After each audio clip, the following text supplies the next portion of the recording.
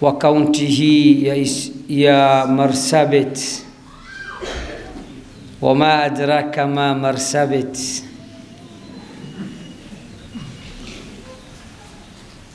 Awali yoyote nina furaha isiyokuwa na kifani,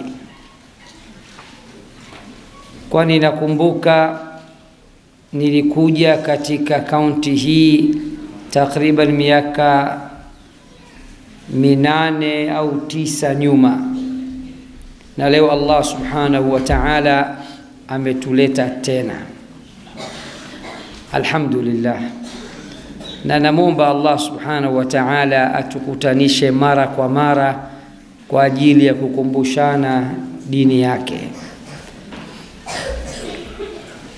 Kabla ya kuanza anwani ya muhadhara, kwanza niwaamkie kwa maamkizi ya Kiislamu, niwaambie assalamu alaikum wa rahmatullahi wa barakatuh.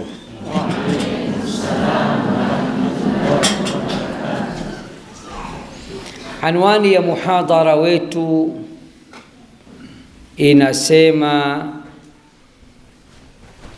mwanamke huyu atachagua mlango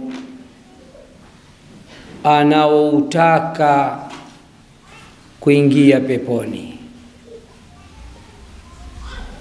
Mwanamke huyu, au waweza kusema kwa vichwa vya habari vya Kitanzania, mwanamke huyu atadeka siku ya Kiyama.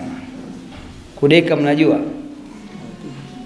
Kazi ipo hapo. Shehe, waambie Kiborana. Shehe naye ajui. Shehe kudeka. Ama kuchagua. Kudeka. Amir, kwa Kiarabu inaitwa dala. Unajua dala? Mwanamke atakuwa kuringa, unajua? Ni kama vile ataringa siku ya Kiyama. Kwa hiyo mwanamke huyu atadeka siku ya Kiyama, ni kama vile ataringa siku ya Kiyama. Siku ya Kiyama, kina mama wa Kiislamu, ni siku nzito sana. Allah subhanahu wa ta'ala anasema, yawma yafirru almar'u min akhihi. Kabla aya hiyo Allah anasema, fa idha jaat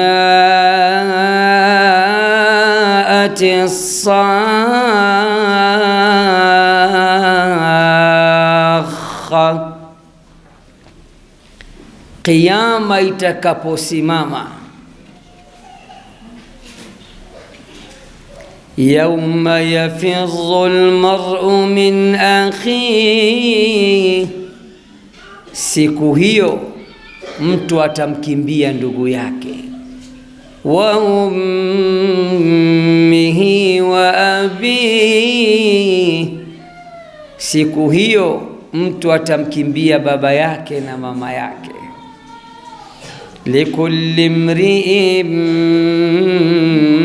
minhum yawma idhin sha'n, likulli imri'in minhum yawma idhin sha'nun yughni, kila mtu atakuwa busy siku ya Kiyama. Kila mtu atakuwa na jambo lake linalomshughulisha. Walidhalika Allah subhanahu wa ta'ala anasema tena katika suratu An-Nazi'at, fa idha ja'at at-tammatul kubra, Kiyama itakaposimama.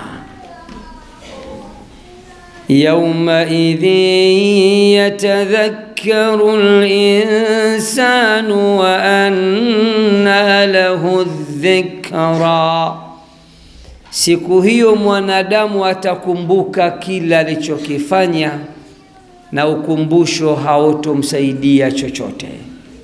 Kule kukumbuka hakutomsaidia chochote. Akasema tena Allah, fadhalika yawma idhin yawmun asir, siku ya Kiyama ni siku nzito sana.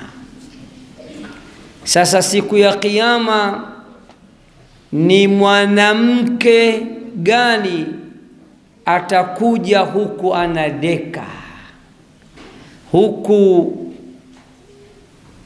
anaringa,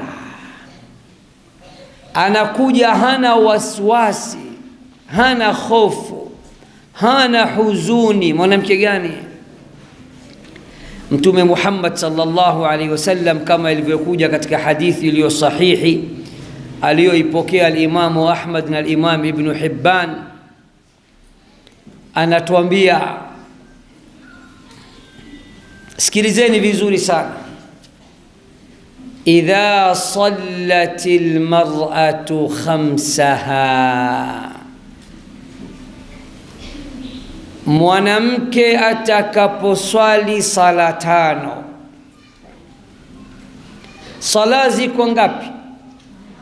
Tano. Ya kwanza alfajr, ya pili aldhuhur, ya tatu alasr, ya nne almaghrib, ya tano alisha.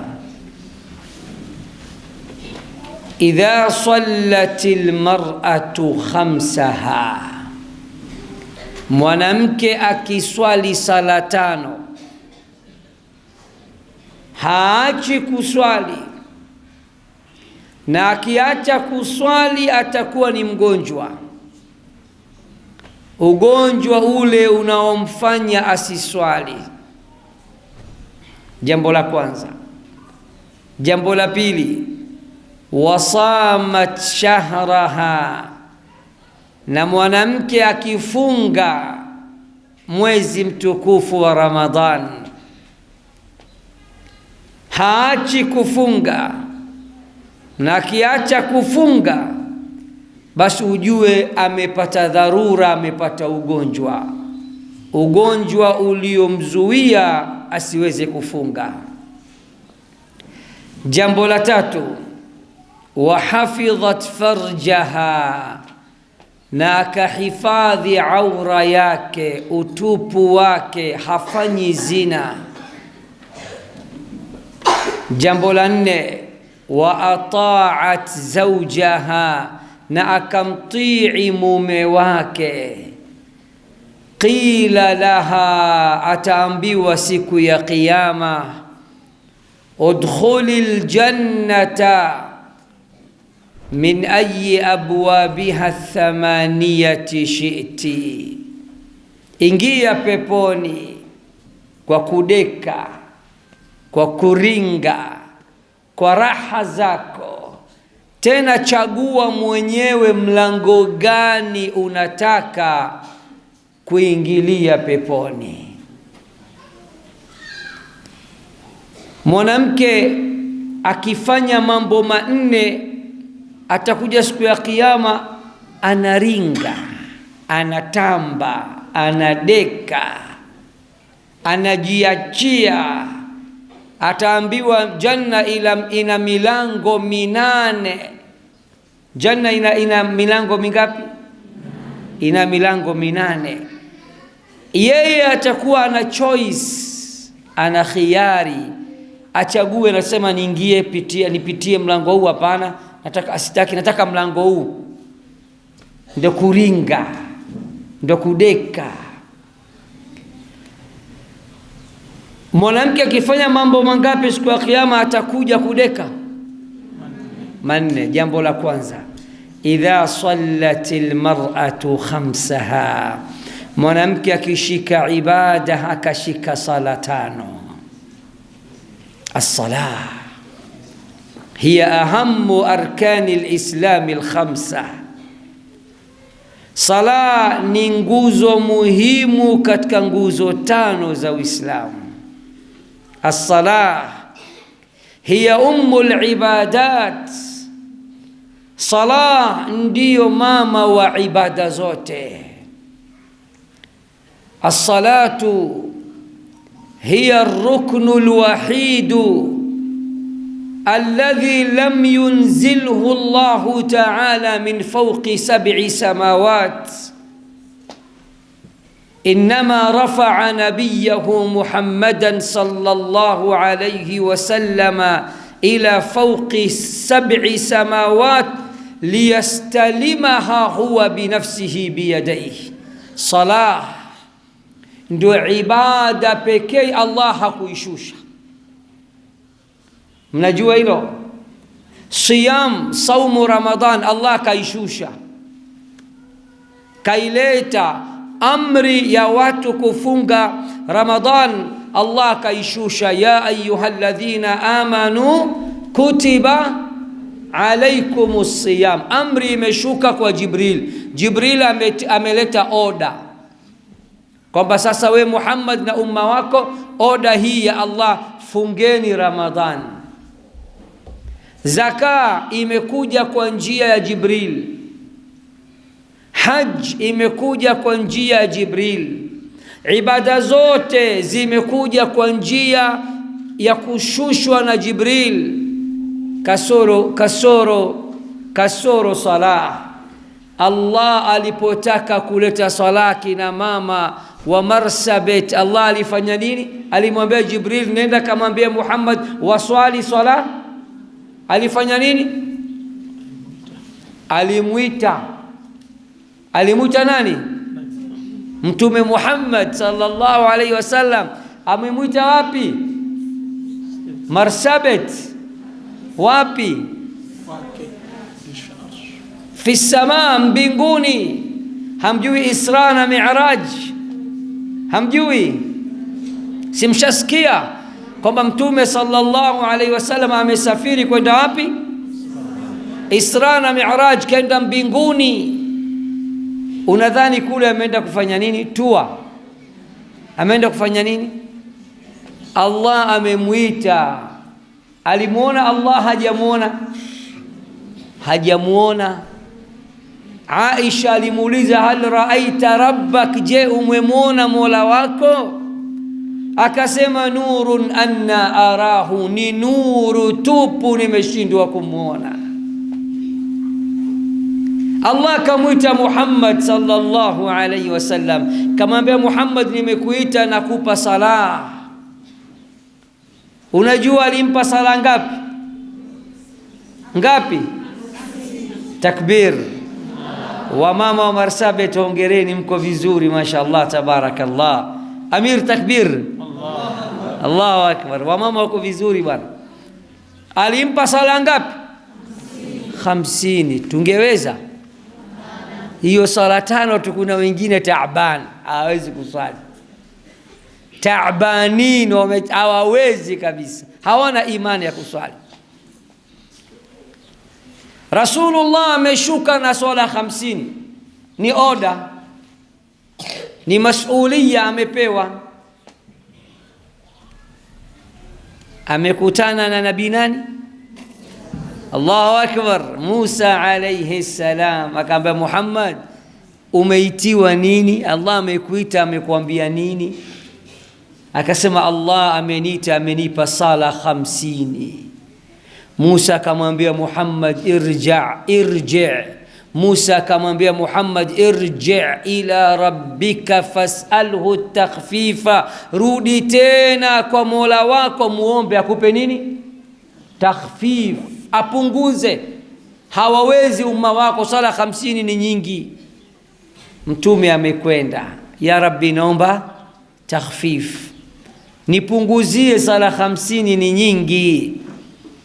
Allah akapunguza sala 10. Anarudi Musa, vipi?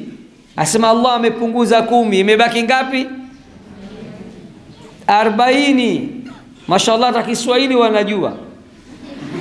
Sehemu zingine nauliza zimebaki ngapi, naambia 40. Wama adraka ma 40. Ni Muafrika anajua Kizungu kuliko Kiswahili. Ajabu si ajabu? Lakini nyinyi mashaallah mko vizuri sana. Musa akamwambia bado 40 nyingi Muhammad. Fama zala yataraddadu wa yarji'u ila rabbih. Muhammad akawa anapanda anashuka, ya Rabbi nipunguzie. Allah anapunguza, anarudi tena kwa Musa. Musa asema bado ni nyingi, mpaka Allah akamwambia ya Muhammad, ewe Muhammad, sasa nafanya sala ngapi? 5. Mwenye kuswali sala 5 na muandikia ajir na thawabu kama ameswali sala ngapi? 50. Hii ni challenge. Waislamu wengi hawajui kwamba sala ni ibada pekee. Allah hakuishusha na Jibril, bali alimuita nani? Alimuita Muhammad sallallahu alaihi wasallam mpaka mbinguni, mpaka mbingu ya 7, amkabidhi dhamana na dhima ya sala 5. Kwa hiyo jambo la kwanza ambalo mwanamke wa Kiislamu akilifanya, atakuja siku ya Kiyama anaringa, anadeka, ana choice, anachagua yeye, mimi ya Allah nataka niingie janna kupitia mlango wa Rayyan. Sitaki mlango wa Rayyan, nataka mlango wa wazazi wawili. Milango ya pepo iko ngapi? 8. Katika milango ya pepo kuna mlango unaitwa babu birril walidain, mlango wa wazazi wawili. Kwa hiyo jambo la kwanza ni salah, na Allah subhanahu wa ta'ala akasema ukimwona mtu anasali ujue huyo ni mnyenyekevu. Wa innaha lakabiratun illa ala alkhashi'in. Hakika ya salah ni jambo zito mno, isipokuwa kwa wale ambao ni khashi'in, wanyenyekevu kwa Allah jalla fi ula.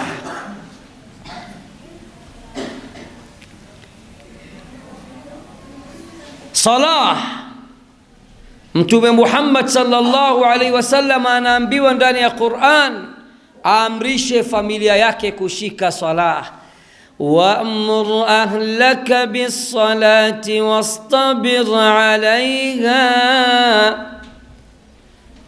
Waamrishe familia yako Muhammad kushika salah, na wewe Muhammad endelea kushika salah. La nas'aluka rizqa.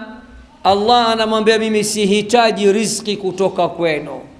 Nahnu narzuquka wal aqibatu littaqwa. Ni mimi Allah anayekupeni riziki, na mwisho mwema ni kwa wacha Mungu. Kwa nini Qur'an kila ikiongea kuhusu ibada, ikiongea kuhusu salah, inaongea kuhusu riziki? Kwa nini? Binadamu wote tuna tamaa, uongo kweli? Binadamu wote tunataka riziki, uongo kweli?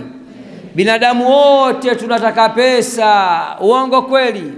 Binadamu wote tunataka mali, uongo kweli? Sasa Allah ana challenge, anasema ndani ya Qur'an, kama mnataka mali, mnataka riziki, mnataka pesa, shikeni salah.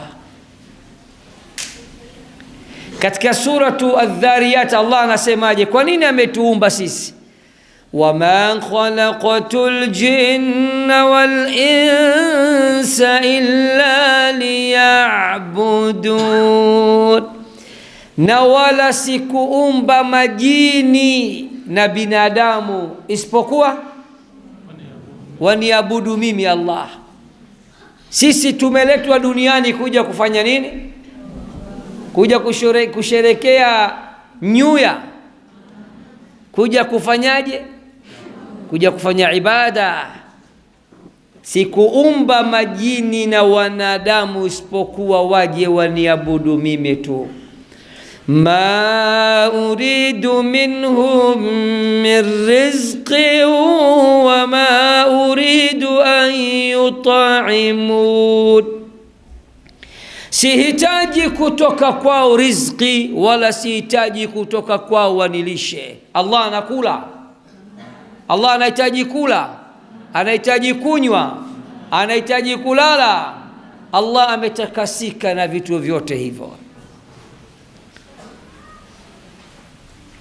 Kina mama wa Marsabit, binadamu wakisha kufa, viumbe wote tukishaondoka duniani, siku Allah anatufufua, suali la kwanza ataulizwa kila mtu, mnajua ni swali gani? Awwalu ma yuhasabu al-abdu yawma al-qiyamati as-salah. Hisabu ya kwanza atakayohesabiwa mja siku ya kiyama ni salah. Awwalu ma yus'alu al-abdu yawma al-qiyamati as-salah, suali la kwanza ambalo ataulizwa mja siku ya kiyama ni kuhusu salah. Fa in saluhat, ikiwa swala zako zilikuwa nzuri, zimekubalika, zimenyooka, zimetengamaa, saluha sairu amali, amali zako zote zitakubalika. Wa in fasadat, swala yako ikiwa imeharibika, haijakubalika, fasada sairu amali, basi amali zake zote zitaharibika.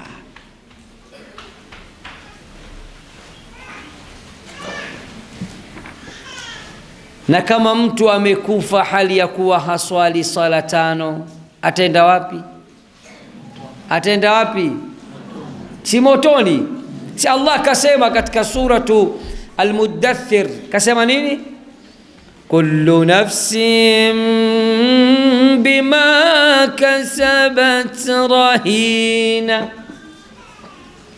kila nafsi itawekwa rahani kwa matendo yake, illa ashabal yamin, isipokuwa wale watakaopewa vitabu vyao kwa mkono wa kulia. Allahumma ij'alna minhum. Fi jannatin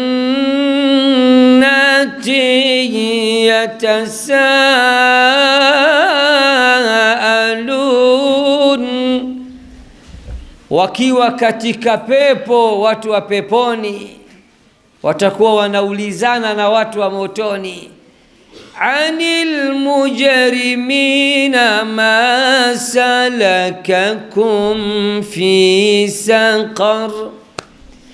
Watu wa janna wakishaingia janna, watu wa peponi wakishaingia peponi, Allah atafungua milango, atawaambia angalieni motoni wenzenu. Utaona marafiki zako, jamaa zako duniani walikuwa hawataki kushika ibada, hawataki kushika taa, hawataki kushika salah, walikuwa wakirukaruka tu. Borana night, Somali night, Oromo night, Gabra night, Burji night, Gare night, mwisho Jahannam night.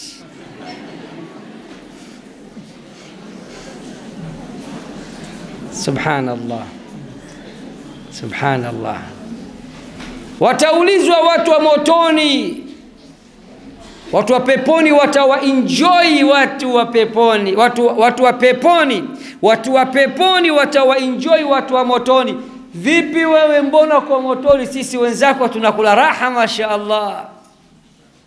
Watu wa motoni watajibu, anil mujrimina ma salakakum fi saqar, kwa nini leo mko katika moto wa saqar? Watajibu nini? Qalu lam naku minal musallin, qalu lam naku minal musallin, tuko motoni leo, tunapata adhabu, tunateseka, tunaumia. Duniani tuliambiwa na mashekh tuswali, tulikataa kuswali. Kwa hiyo mwanamke akitaka adeke siku ya kiyama, aringe siku ya kiyama, anakuja hana waswasi, anachagua, anadeka, anachagua, nataka mlango huu, sitaki mlango huu, napita hapa, nataka njia hii, nataka barabara hii ya kuingia janna, ya kuingia peponi. Jambo la kwanza ashike nini? Sala. Na kuulizeni swali moja akina mama Marsabit, moja ya mitihani ambayo mnayo watu wa Kenya ni miraa, wa ma adraka ma miraa. Serikali yenu inasema miraa ni nini? Halali. Ni halali. Njoo serikali yetu ya Tanzania ya Mama Suluhu, miraa ni nini? Haramu. Ni haramu, kishikwa jela. Moja ya mitihani mlionayo nyinyi watu wa Kenya, miraa ni free, na kaunti zenu zote ni freedom. Moyale naambiwa miraa, mpaka mbuzi wa Moyale anakula miraa. Naamini hata Marsabit mbuzi anakula miraa. Mimi nilikuwa nauliza, mnawaambia vijana mnakula majani, hata mbuzi hali kama shekhe taratibu, mbuzi wa hapa wanakula. Nikasema inna lillahi wa inna ilayhi rajiun, is too much. Paka mbuzi wenu kazoea. Eti shekhe, mbuzi wa Marsabit anakula miraa? Kondoo? Ngamia? Ngamia anakula? Takbir. Wameniambia ngamia hali. Kwa lugha ya Kenya ngamia hakuli. Sisi kwetu ni hali. Sisi ndo Kiswahili OG. Uongo? OG mnajua? Original ndo sisi.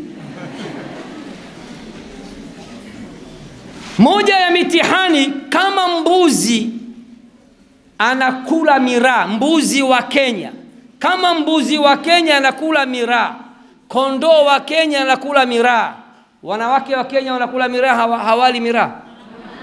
Wanakula. Tena sasa hivi nasikia wanawake mmedata na mnajizima data. Mmenielewa? Mmedata, mmechanganyikiwa na mnajizima data ya kichwa mnafanya off. Mwanamke mzuri, beautiful, akicheka meno hana, miraa imetafuna meno. Wapo hawapo? Amiri, uongo kweli? Subhanallah. Mwanamke anatakiwa wana heshima. Mwanamke ni lulu, mwanamke ni almas, mwanamke ni dhahabu. Janna Allah kajalia chini ya nyayo ya nani? Ya mwanamke, mwanaume. Mwanamke, nyinyi ndo wa mama. Sasa kama mwanamke amedata na anajizima data, sema amedata anajizima data. Unajua maana yake Kiswahili? Mswahili wa kwetu akikwambia umedata, anakwambia umechanganyikiwa.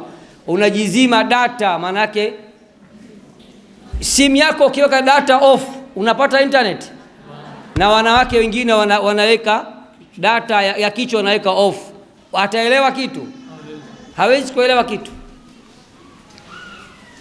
Sasa kama mtu ni mtu wa starehe, wallahi mimi roho inaniuma nikiona mwanamke anakula miraa, anavuta shisha, hana haya, hana aibu.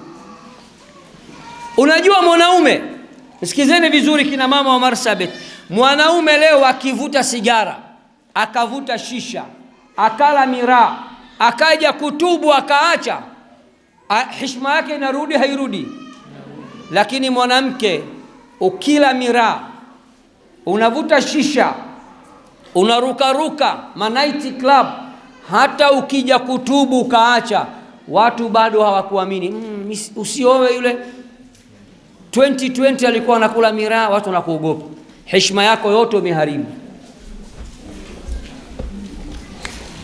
Kwa hiyo sala, ukishika swala shekhe wangu, hata mambo mabaya huwezi kufanya. Allah anasemaje? utlu ma uhiya ilayka min alkitabi wa aqimis salah inna as-salata tanha 'anil fahsha'i wal munkar. Allahu akbar. أتل ما أوحي إليك من الكتاب وأقم الصلاة إن الصلاة تنهى عن الفحشاء والمنكر إن الصلاة تنهى عن الفحشاء والمنكر. Soma wewe Muhammad wahyi ulioletewa katika kitabu. Soma Qur'an wewe Muhammad, kisha na usimamishe sala, ushike sala. Kwa nini? Inna salata, hakika ya sala ikiswaliwa kama inavyotakiwa, tanha anil fahshai wal munkar, inamkataza mtu na mambo mabaya na mambo maovu na mambo machafu. Wanaume wa Marsabit wanaokula miraa, wanawake wa Marsabit wanaokula miraa, wanaswali sala 5. Ni ngumu kuswali. Kwa sababu gani? Handas ikishapanda na shavu limevimba, time ya sala anaona tabu kutema. Akitema handas network yake itakata. Kwa jambo la kwanza, kina mama wa Kiislamu, mkitaka muje siku ya kiyama kwa raha zenu, tena mnadeka, jambo la kwanza mshike nini? Sala. Jambo la pili, wasamat shahraha, na mwanamke akifunga mwezi mtukufu wa Ramadhan. Sio kobe. Kobe mnamjua? Mnamjua kobe? Shekhe, kobe anatwaje? Sulahfa, yule kobe yule kocha. Kocha. Kocha.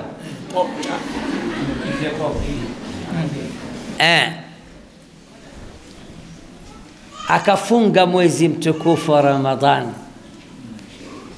Moja ya mitihani ambayo Allah amewapa wanawake, watoto, mabinti, wasichana wa Nabii Adam.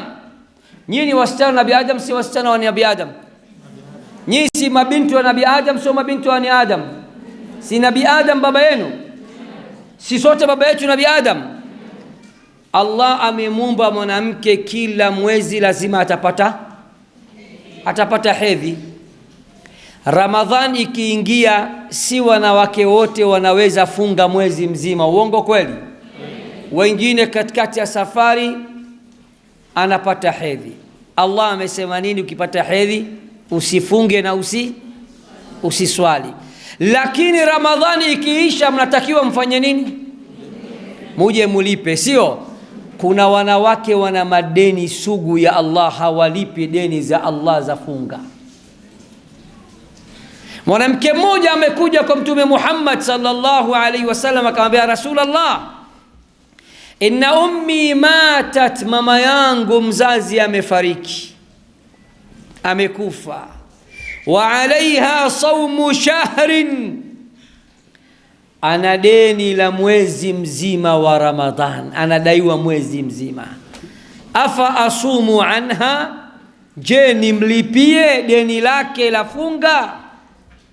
Mtume sallallahu alayhi wasallam akamwambia, araaiti in kana ala ummiki daynun akunti taqdinahu, unasemaje kama mama yako amefariki leo alafu jirani anamdai shilingi 5,000 za Kenya, utamlipia umlipii?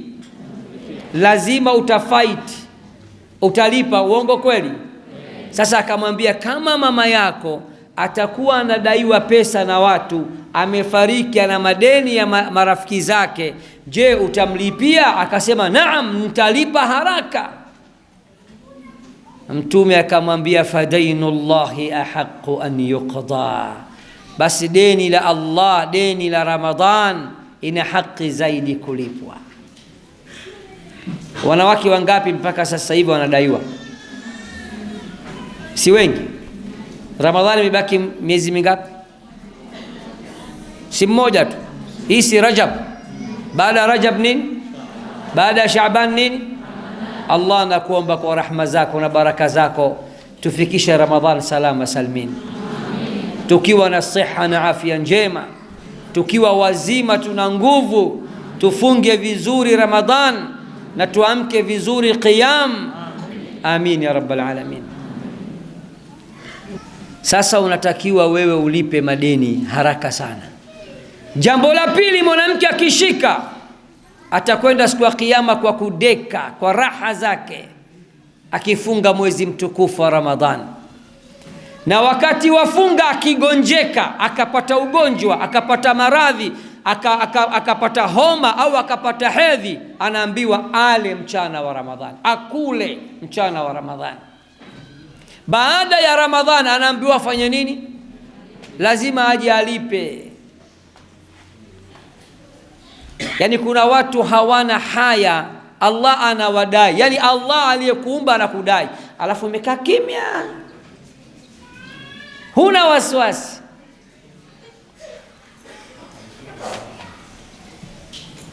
Anaweza akatokea shekhe wangu mwanamke mmoja akasema, Sheikh, tumeambiwa bibi Aisha alikuwa anakaa na deni mwaka mzima, analipa Shaaban. Sahih so sahih?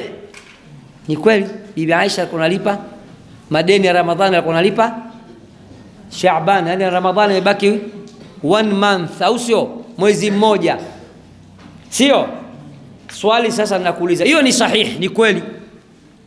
Swali nakuuliza, kwa nini Aisha alikuwa anakaa kitambo, muda mrefu, alikuwa halipi madeni? Aisha mwenyewe kasema alikuwa yuko busy na Mtume. Mtume akirudi lunch akamtamani, kama yeye kafunga inakuwaje? Alikuwa anasema kama atamkera Mtume. Kwa hiyo yeye alikuwa yuko na Mtume muda wote, anamhendo mme wake, anamtunza mme wake, anamwangalia mme wake, anaangalia chakula chake, mume wake akimtaka on time anakuja, akawa anachelewesha kufunga. Na kuuliza, wewe ni Aisha, bwana wako ni Muhammad, au unasemaje Sheikh? Si kweli? Yule ni Aisha. Na Rasulullah alikuwa anajua kwamba mke wangu ana deni siku 3, siku 5, wiki moja ya Ramadhani. Na Aisha alikuwa ni mpenzi wa Mtume, ni baby wa Mtume sallallahu alaihi wasallam. Tumefahamiana? Kwa jambo la pili, mwanamke ukishika utakwenda kudeka siku ya kiyama kwa raha zako, hautokuwa na wasiwasi, hautokuwa na hofu, utakuwa wewe unachagua mlango gani unataka kuingia janna. Jambo la pili ni kufunga jamani, sawa? Na kama una madeni ulipe madeni yako haraka. Jambo la tatu, wahafidhat farjaha, na mwanamke akihifadhi aura yake, utupu wake. Nikisema hivyo mmenielewa? Wanawake wa zama hizi, sio wote lakini asilimia kubwa, wamekuwa ni rahisi, afadhali hata matunda, ndizi, machungwa, maepo ni ghali kuliko wanawake wa zama hizi. Kule Dar es Salaam, jiji la gharama, tunasema ni kama kumsukuma mlevi tu. Wamekosa haya, wamekuwa wanawake wa sasa hivi, na mtanisamih kwa maneno haya, si wakusudii nyinyi, kusudia wengine ambao wanajijua na wapo kwenye mitandao ya kijamii, wamekuwa ni kama public toilet.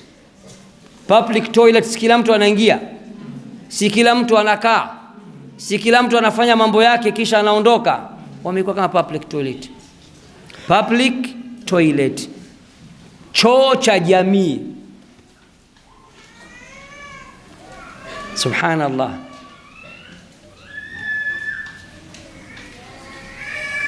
Zina, na wengine wameolewa Sheikh, tena wanawake wengine walioolewa zama hizi ndio wanachiti vizuri waume zao. Allah anasemaje ndani ya Qur'an? Wala taqrabu zina, wala msikurubie zina, innahu kana fahishatan wa saa sabila, hakika ya zina ni uchafu mtupu na ni njia mbaya. Na Mtume Muhammad sallallahu alayhi wasallam anasema, wala yazni zani hina yazni wa huwa mu'min, na hatozini mwenye kuzini pale anapozini hali ya kuwa ni mu'min. Nini manake? Azani yukhla'u minhu al-iman, mtu pale wakati anafanya zina yuko na sharobaro, imani yake Allah anaivua. Akifa pale guest house amekufa hana imani.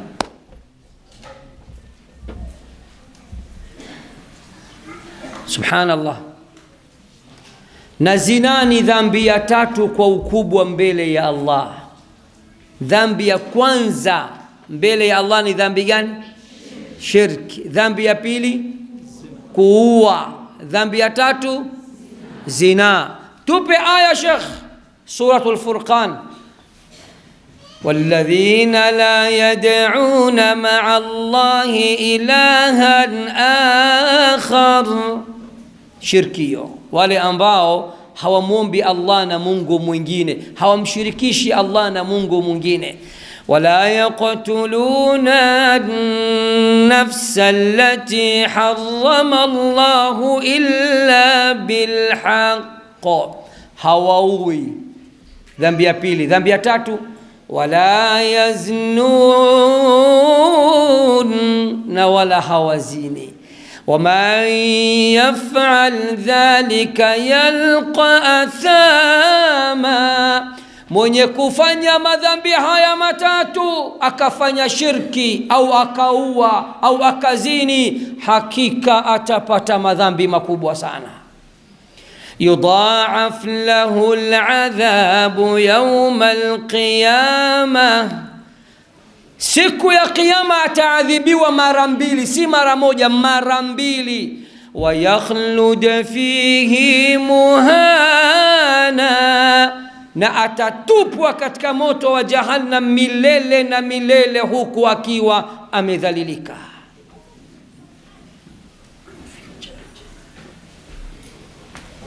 Mwanamke mwema, wangapi umeolewa? Ni mkono juu, ni wote mmevaa niqab hapa, mimi wala siwaoni. Wangapi umeolewa? Ni wachache. Sheikh, ni wachache umeolewa. Inua mkono vizuri. Wangapi umeolewa? Mkono juu. Sheikh, wewe shusha sasa.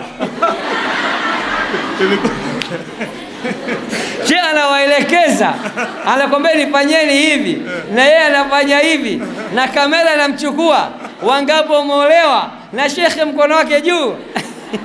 Hii ni social media, watakurekodi hawa. Sawa, pia nimeoa, sawa inshallah.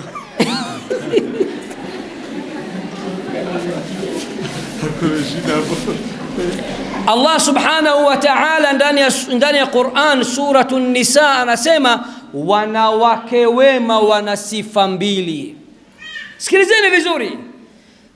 Fasalihatu qanitatun hafidhatun فالصالحات قانتات حافظات للغيب بما حفظ الله. Narudia tena. فالصالحات قانتات حافظات للغيب بما حفظ الله. فالصالحات wanawake wema, qanitatun wanaheshimu na kutii waume zao, si majeuri. Hafidhatun lilghaibi bima hafidha Allah, wanajihifadhi miili yao, hawafanyi cheating kwa waume zao. Ukiingia social media sasa hivi utaona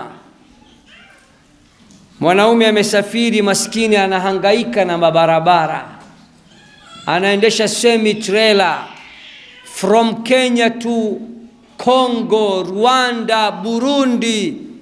Akiondoka tu, babe kashaondoka, ataka 2 weeks babe, kwa raha zetu babe, njoo tu kwa raha zetu, ni kwa shida zenu, hamna raha hapa.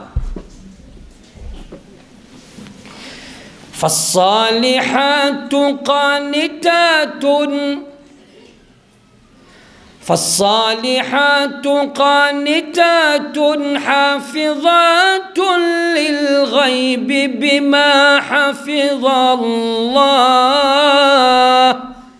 Na wanawake wema wacha Mungu, watu wa Mungu, qanitatun ni wenye kutii waume zao, wenye kuheshimu waume zao.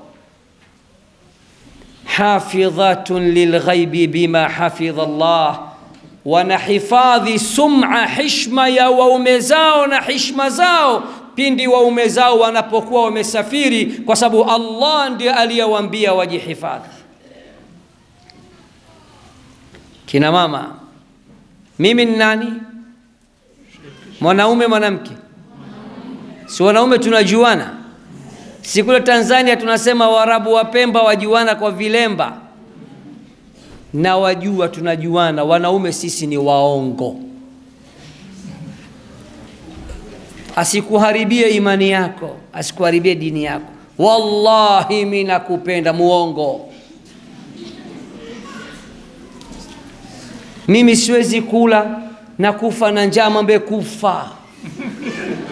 Nikiota au nikilala usiku na kuota, mwambie uache kumuota Mtume Muhammad, mtume wako, na unaota mimi kama wewe sio ibilisi wewe.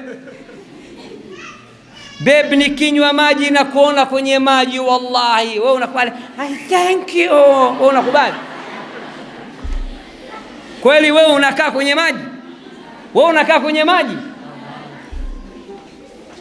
Ana shida huyo, akipata shida yake bye bye. Zama tulizo nazo kina mama wa Marsabit ni ngumu sana. Wanawake wanaohifadhi tupu zao, aura zao, mwili wao ni wachache. Wengi wanachezewa tu, wengi wanachezewa tu. Subhanallah. Saidina Umar, shekhe wangu, alikuwa amirul mu'minin.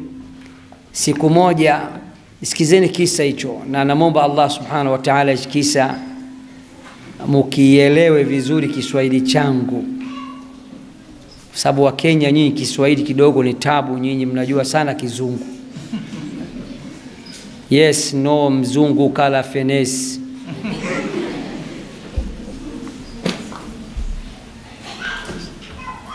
Saidina Umar, baada ya Rasulullah kufariki, nani amekuwa khalifa? Saidina Abu Bakar. Baada ya Saidina Abu Bakar kufariki, nani amekuwa khalifa? Saidina Umar amekuwa khalifa miaka 12.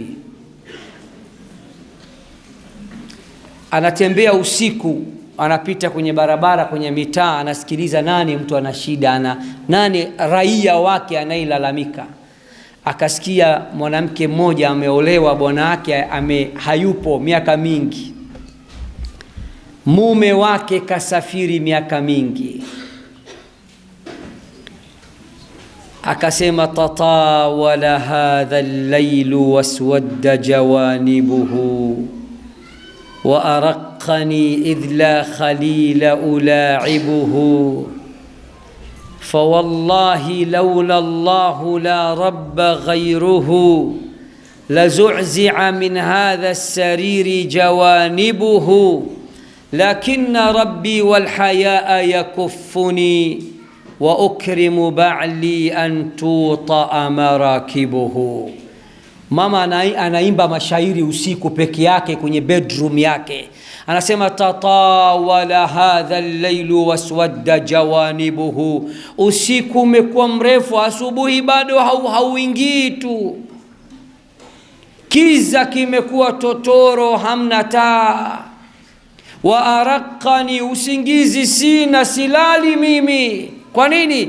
Idh la habiba ulaibuhu, yule habibi wangu, mume wangu, bwana wangu hayupo. Fawallahi laula Allahu la rabba ghayruhu, na apa kwa jina la Allah, hapana mola zaidi yake. Lazuzzi'a min hadha as-sariri jawanibuhu, lau ningelikuwa simuogopi Allah na lau ningelikuwa sina haya, sina aibu, ningeingiza mwanaume hapa leo. Lakinna rabbi wal hayaa yakuffuni, lakini mola wangu na haya nilionayo vinanizuia mimi nisingize mwanaume, nisimchiti mume wangu. Wa ukrimu ba'li an tuta marakibuhu, na ninamheshimu sana mume wangu, siko tayari mtu apande kwenye kitanda chake. Leo wanawake wangapi, mwanaume kaondoka, mwanaume mwingine anaingia kwenye kitanda chake. Dar es Salaam, jiji la gharama, tunasema paka akiondoka panya utawala. Kwa hiyo paka wa nyumba kaondoka, anahangaika na masemi trailers wiki mbili, maskini, maajali huko, watu wanakufa, alafu unaingiza panya buku unamuingiza ndani. Subhanallah. Kwa hiyo mwanamke, ukitaka siku ya kiyama uje unadeka, unaringa, unaambiwa janna ni ya kwako, milango ya janna ni 8, chagua wewe, ni choice yako. Jambo la kwanza, uhakikisha unafanya nini? Unaswali sala 5. Jambo la pili, unafunga saumu Ramadhan na unalipa madeni yako. Jambo la tatu, unajihifadhi, hifadhi heshima yako, hifadhi mwili wako, hifadhi aura yako, hifadhi utupu wako, jisitiri kama Allah alivyotaka ujisitiri. Sio unavaa dera. Dera mnajua? Dera mnajua? Unavaa dera tu, alafu unatembea mitaani.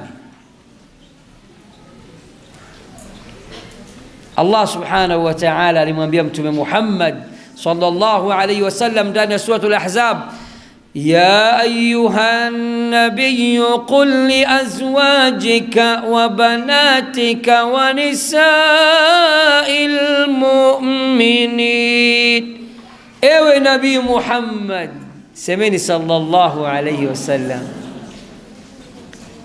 qul li azwajika, waambie wake zako, wa banatika, na mabinti zako, wasichana wako, wa nisa'il mu'minin, na wanawake wengine wote wa Kiislamu wote, yudanina alayhinna min jalabibihinna, wavae nini? Wavae jalbab, ndio hijabu ya kisheria. Hijabu ya kisheria ni jalbab na sio dera, sio sketi na blouse.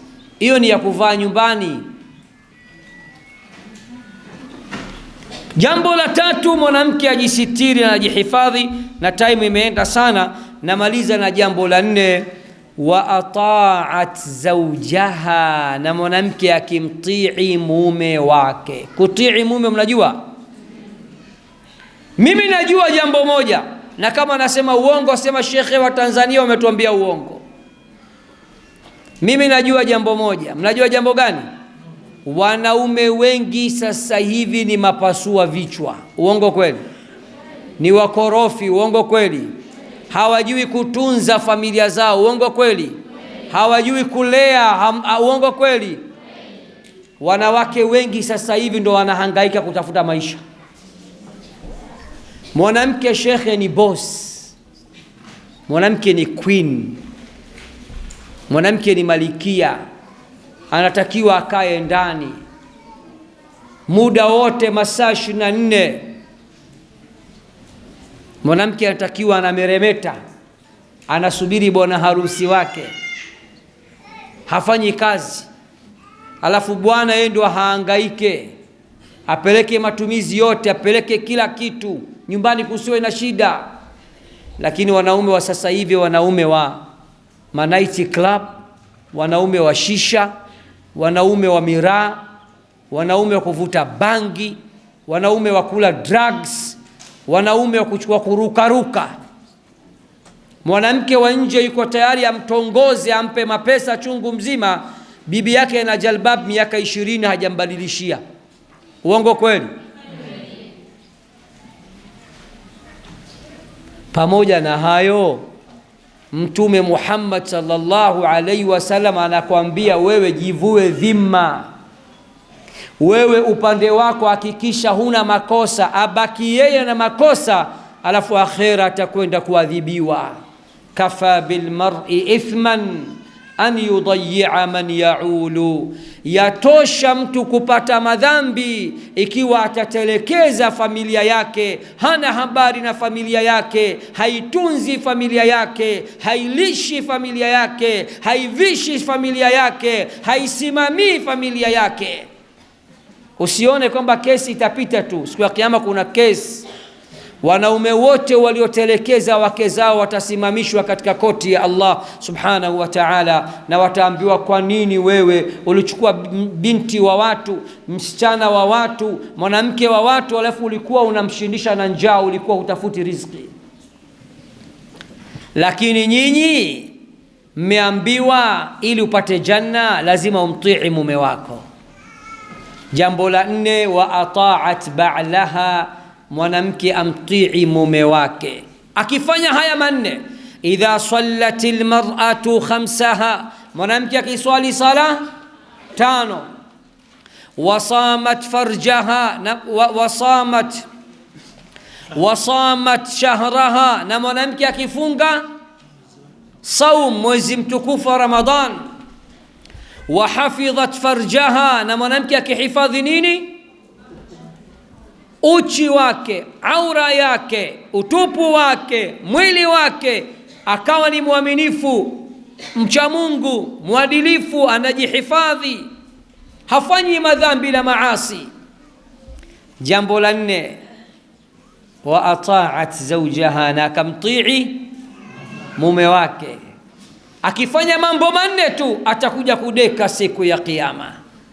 Qila laha, atakuja kuambiwa siku ya kiyama, udkhulil janna, ingia janna, ingia peponi, min ayi abwabiha 8 shi'ti, ingia peponi, tena kwa kudeka, tena kwa kuringa, tena kwa raha zako, tena uchague wewe mwenyewe, tena uchague wewe mwenyewe mlango gani unataka kuingilia janna.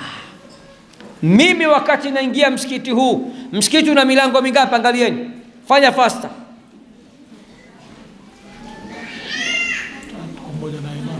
1 2 3 na 4. Mimi wakati naingia nimeingilia mlango gani? Ni huu, sio? Na mwanamke akiswali sala 5, akafunga mwezi mtukufu wa Ramadhan, akahifadhi mwili wake, akamtii mume wake, siku ya kiyama ataambiwa janna, pepo ina milango 8, chagua mwenyewe mlango gani unaoutaka. raha si raha. Utakuwa una choice, unadeka, unaringa, utaingilia mlango unautaka wewe, lakini kwa masharti mangapi? Nitajia hapa. Sharti la kwanza swala, huko sharti la pili saum, huko sharti la tatu kujihifadhi, kule mwisho sharti la 4 kumheshimu na kumtii mume. Sasa kama huna mume, masharti yanakuwa mangapi? Matatu. Unatakiwa ushike swala, ushike saum na ushike nini? Ujihifadhi mwili wako. Bas, namuomba Allah subhanahu wa ta'ala kujalieni muwe na sifa zote hizi 4. Namuomba Allah subhanahu wa ta'ala kujalieni siku ya kiyama muje mudeke, muje muringe, muje kwa raha zenu, muje mchague wenyewe mlango gani mnautaka kuingilia peponi. Namuomba Allah awafurahishe duniani hadi akhera. Namuomba Allah akupeni kila mnachokitaka. Allah akuepusheni na msiyotaka. Allah kila mwenye maradhi mpe afya njema. Allah kila mwenye magonjwa mpe siha njema. Allahumma jammilna bil afiya was salama. Allahumma jammilna bil afiya was salama. Allahumma jammilna bil afiya was salama. وحققنا بالتقوى والاستقامة واعذنا من موجبات الندامة.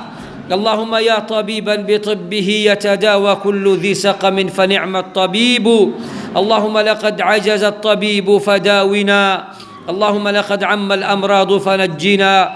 اللهم إننا نعوذ بك من الهم والغم والعجز والكسل والبخل والجبن وغلبة الدين وقهر الرجال. اللهم اهدنا واهد بنا. اللهم اهد نساءنا واهد رجالنا واهد أولادنا واهد بناتنا واهدنا جميعا إلى سواء الصراط. اللهم كما جمعتنا في هذا المسجد المبارك اجمعنا غدا في الفردوس الأعلى مع النبيين والصديقين والشهداء والصالحين وحسن أولئك رفيقا برحمتك يا أرحم الراحمين. سبحان ربك رب العزة عما يصفون وسلام على المرسلين والحمد لله رب العالمين. سبحانك اللهم وبحمدك نشهد أن لا إله إلا أنت نستغفرك ونتوب إليك.